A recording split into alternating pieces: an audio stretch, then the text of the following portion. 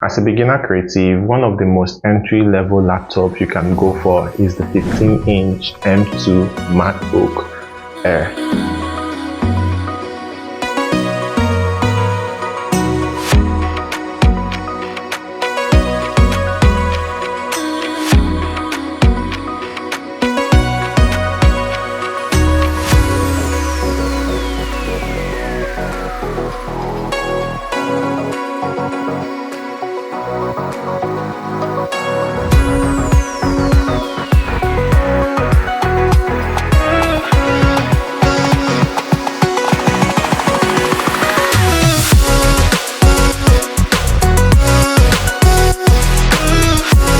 I'm going to be talking about my experience in terms of using the system for editing and some of the issues I've come across while using the system for editing. I'm not going to be talking about the specs because this is not what this video is for, but just FYI, this is the base model 15-inch M2 MacBook Air, and this comes with the 8GB of RAM, 256 of SSD, 10-core GPU, and 8GB M2 processor. Just for FYI, this is my previous system, and guys, this system actually showed me hell in terms of editing. I felt like I wasted my entire life editing on this laptop, to be honest with you, and this actually taught me something. You grow from using something less to something more better, and that's the circle of life, because you keep evolving, you want to keep growing, and that's just how life goes on.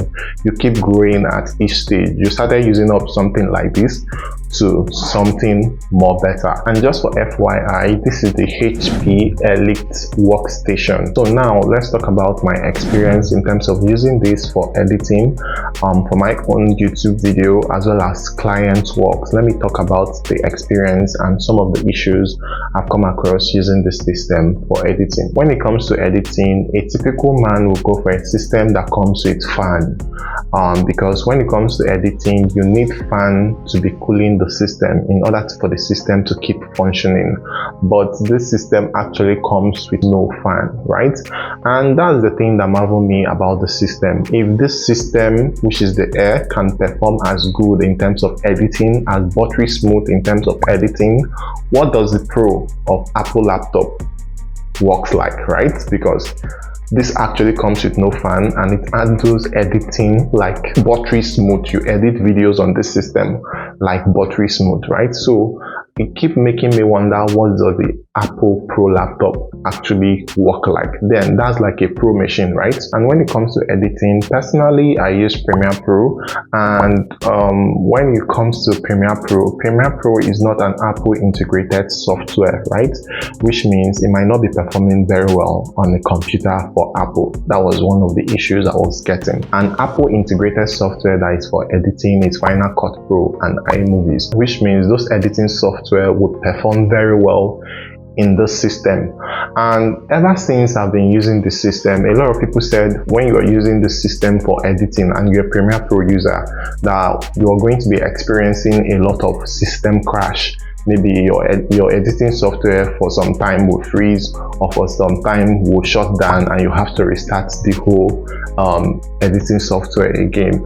But ever since I've been editing on the system, I've not come across any issue relating to that, to be honest with you. I've not experienced Premiere Pro freezing, I've not experienced Premiere Pro lagging, I've not experienced Premiere Pro shutting down on me.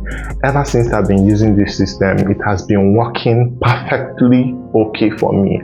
And I'm saying this based on my own user experience. Other user experience might differ, but this is just my own user experience.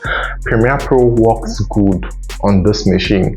Edit videos like buttery smooth on this machine. So in terms of editing wise, I'm going to be saying that this system can handle any editing software, be it Apple integrated software or non-Apple integrated software, is going to handle the task very, very well. And when it comes to editing on this system, I've edited videos that are more than 2 hours plus long on the system, and it handled the task very well. And when it comes to exporting that video, the video that is 1 hour long in terms of exporting usually take me around 20-something minutes in terms of exporting on the system. Do note that this is the Air, this is not the Pro laptop. So for the Pro laptop, That means it's going to be taking around somewhere around 8 minutes or 9 minutes depending on the project, right? But in terms of exporting 1 hour video on this system, it usually takes me around 20, let's say 25. I've not gotten any 27-minute exports on the system. Usually it takes me around, let's say 20 something, 22 or 21 minutes of exporting, and I'm done with exporting that video of 1 hour plus, right? So believe me when I say editing on this system is a yes for me, to be honest with you. So now let's talk about the SSD on the system. Like I said, this is the base model. This comes with 256 gig of SSD. When it comes to editing, what really kills system very well, just for anyone that don't know, when it comes to editing, the thing that kills your system very well is editing on that system. Let me say that again.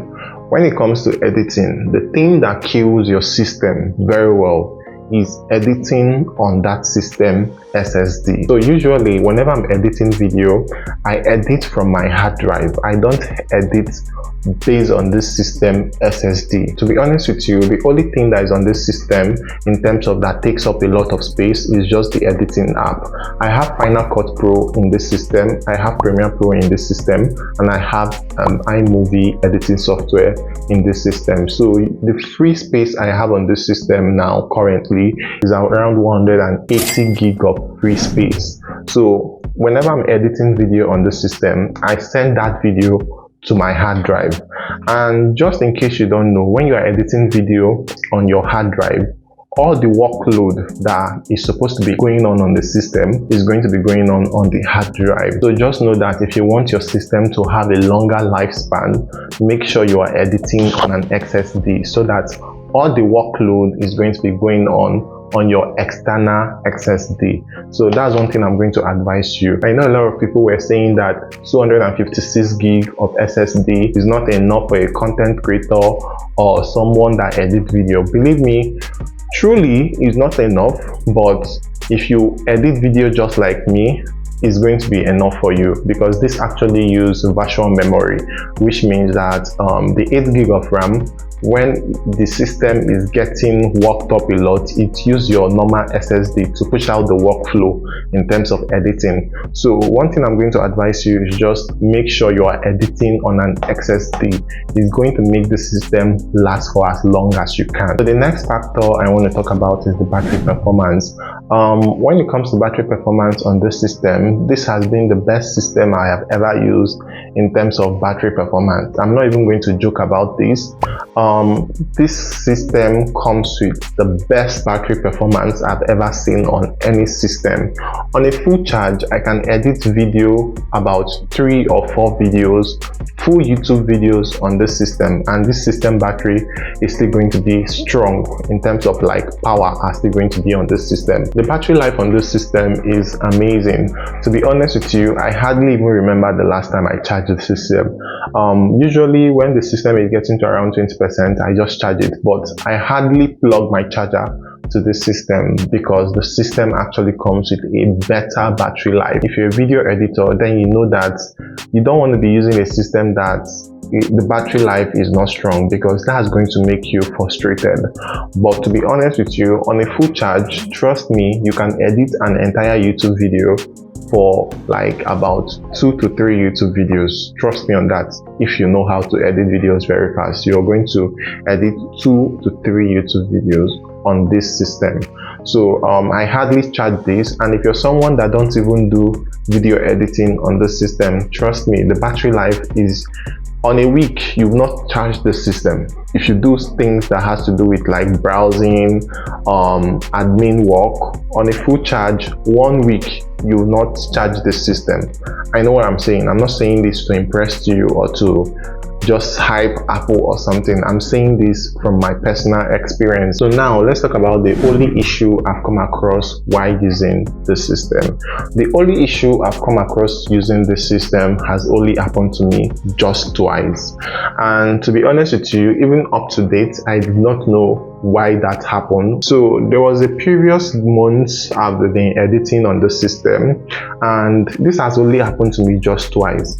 And I was just editing video. I can't remember the video I was editing, but I was just editing video, and all of a sudden my audio, I was not hearing any sound in terms of the playback time, like in terms of editing. I was not hearing myself again in terms of the speaker system. I did not know what was going on. I paused the video and I played the video again, and the video was playing, but no audio was actually coming up. So what I did was that I quit Premiere Pro and reboot Premiere Pro again, and immediately the video audio came back, right? And later I was just like wondering what happened. Was it that it was Premiere Pro that was just showing itself, or was it that it was just the system, or was it that it was just the system being system? Because believe me, these are all systems. You can't really tell when something are going wrong, right? Later on, I did not experience that again, but later on, after some months ago, I still experienced the same thing. In terms of editing again, and I was playing the video, the audio was not responding. I was not hearing any audio, but the video was actually playing. But the audio mark on the editing software was actually going up and down, which means that there is an audio going on, but you can't hear anything. So later on, I still quit Premiere Pro and reboot Premiere Pro again, and the audio came up. So I did not know what was that, and I did not know if that is an issue, or if that is just an issue from Premiere Pro, or if that is an issue from the system. I actually can't tell, even up to date. And ever since then, I've not experienced anything like that again. That's just the only two issues I've experienced on the system. So will I recommend this system to video editors? 100% yes, because to be honest with you, there's no bad thing I've come across the system. All the tasks I've been doing on this system, the system has been editing, has been doing those tasks like super great, like not even good, but super great. So that's just the only thing, the only issue I've come across this system. I don't know what was that. Please, if you're watching this video and you know what was that, please also let me know in the comment section below. Or I don't even know if it's an issue that is trying to develop. I don't know.